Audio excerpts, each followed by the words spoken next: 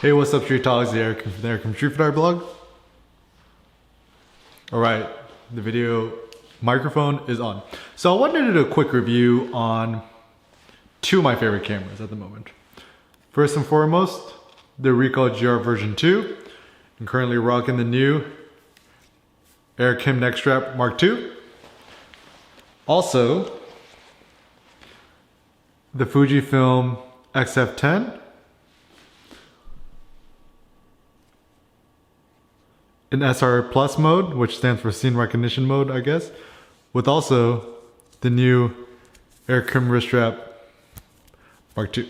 So I think the biggest discussion we've been having nowadays is what is better, the XF10 or the Ricoh GR version 2. So I've done a review in the past, but for recap's sake, let me just do another recap. So the first and foremost question is, which one do I like better? Actually, I think with SR Plus mode, the Fujifilm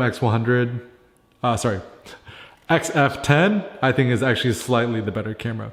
But still, in terms of ergonomics, controls, and UI, I actually still think the Ricoh GR version 2 is the best. So I actually had an idea, is that a lot of people are asking, what should I get, XF10 or Ricoh GR 2? Maybe it might be a good idea to actually have both. I think there are several differences. So first and foremost, and before I talk about that, a question people had is like, what is the autofocus like? The difference between the XF10 as well as the Ricoh GR version 2. Both are actually pretty bad, but this is actually the weird thing. The XF10, because SR Plus mode, the AI does a good job at accurately autofocusing, whereas the GR2, if you just use the center point autofocus, actually I think it actually focuses a little bit faster. So ultimately the question is, what's more important to you, fast autofocus or accurate autofocus? I think for me, still the XF10, it's probably better as a camera because for myself shooting SR Plus mode, it's able to help me think less when I'm about to shoot, and I just point and click. Some other benefits of shooting with the Ricoh GR version 2 instead of the XF10 is this little side button here that could activate the flash. Because when you have that on, if it's without it, you could just shoot. If you click that, you can instantly shoot with the flash really quickly. And if you're switching between flash and no flash a lot, this feature alone is worth the GR2. Also, the menus are generally better. With the XF10, what I've personally done, and the nice thing about shooting SR Plus mode is actually this, is that when you put in SR Plus mode, you actually simplify the menu in the sense of, right now I have the function button on top mapped to the flash. And you can actually see here, I'm going to try to focus. By default, suppressed flash, and you can do forced flash on. So actually when I've been shooting street photography at the mall with the XF10, I've actually just been using the forced flash and just keeping it constantly on, because having to switch between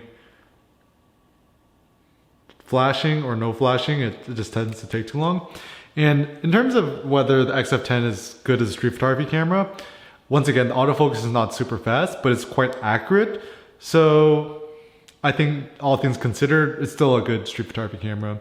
And I still think that point and shoot cameras are the ultimate street photography camera because you essentially look like a tourist. I mean, who uses point and shoot cameras anymore, right? And so when you're shooting with this or the GR2, you can just be super stealth and regardless of whatever situation you have. Another thing that I actually really like about the XF10 versus the Ricoh GR II, I think that XF10 actually turns on a little bit faster because when you're turning on the GR2, you see the lens needs to come out like that. Whereas the XF10, right now it's off. And you see the on and off button is just a button here. And when you turn it on, the lens just kind of wakes up, but doesn't need to stick out or anything like that. Yeah, it just comes out like a bit more. Also, one of the big benefits of shooting with the XF10 is when you're shooting macro mode or shooting things really, really close, you don't actually need to turn it into macro mode. Whereas when you're shooting with the Ricoh GR version 2, there's actually a dedicated button. You see that little up button, little flower? You need to turn that on before you go into macro mode. On, off.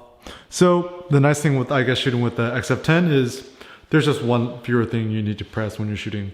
Also, what I really like about the XF10 is you can see here on the side, notice the thumb rest. It kind of, let me see if I can get this autofocus to work. So the side thumb rest, you can see it juts out a little bit, which actually makes it a lot more comfortable to hold when you're just walking around and shooting pictures. So you could see the hand grip is actually a little more secure. So when you're shooting, once again, you could just hold it like this and take photos. Pretty good. And also, like, this is my gut reaction too, is that because the XF10 is a newer camera, the GR II is a little bit older now. I would assume that the XF10 is superior in terms of technology. I mean, both have fantastic image quality. And if you wanted to just kind of keep it simple, I think, I mean, who knows, because the GR3 hasn't come out yet, but the downside is the GR3 is not going to have integrated flash. So I'll still probably buy a GR3 just to see what it's like.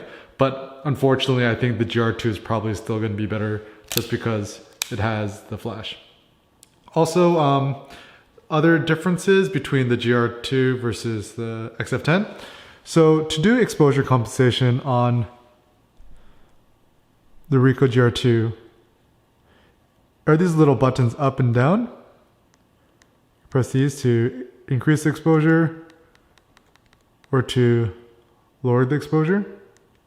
And that works pretty well. Whereas on the XF10, the way to adjust exposure, it's this dial on top. You could click this around, like nice clicky sound. And you could do that to either do plus exposure compensation, making it brighter, or you could do it to make minus exposure compensation. A good pro tip is when I'm shooting street photography or just taking photos in the day with XF10, the best way to get the best exposures in SR plus mode is actually to shoot with -1 exposure compensation. Then the settings tend to be a lot nicer that come out. One of the downsides, or I mean, you could consider this an upside or a downside, but when you're shooting SR plus mode, if you go into the menu, essentially the advanced mode, you can see you're only allowed to shoot in JPEG only mode. And to me, that's actually not a big deal because I think the colors that come out of this look really, really nice and natural. Whereas with the Ricoh GR version 2, if you're shooting in P program mode, which is only, I think it's the best setting on the GR version 2, you could at least change your camera image settings to shoot raw. So it's a personal preference. Honestly, at this point, both cameras are just like super cheap and affordable at around $500 a pop. I think,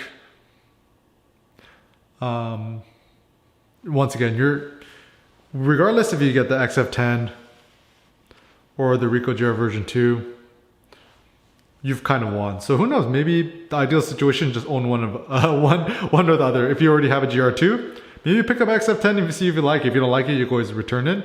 But if you like both cameras for different reasons, it's kind of cool. And also, this is just a random thing too, is that you could see the Ricoh GR version 2, it actually allows for a neck strap, which I actually quite like if I'm just walking around. You can see this little string attached, and I have it, this is why I designed the Aircam neck strap to do this way.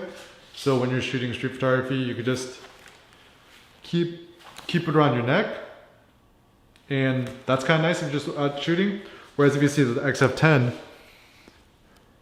it only has one string attachment thing on the side, so you can only ever use a wrist strap. And that's good though, because I designed the Aircam wrist strap Mark II to be compatible with it. So who knows, maybe the strategy is when you're shooting street photography or just photography in general, have both, right? Just friggin', if you look at John Wick, he's got an AK and he has a Glock, right? So perhaps maybe it's best to just have two different cameras with you. I mean, this is a little bit contrary to what I've said in the past, is, you know, one camera, one lens, which I still honestly believe in. If I could just choose one camera, one lens at this point, I would just stick with the XF10.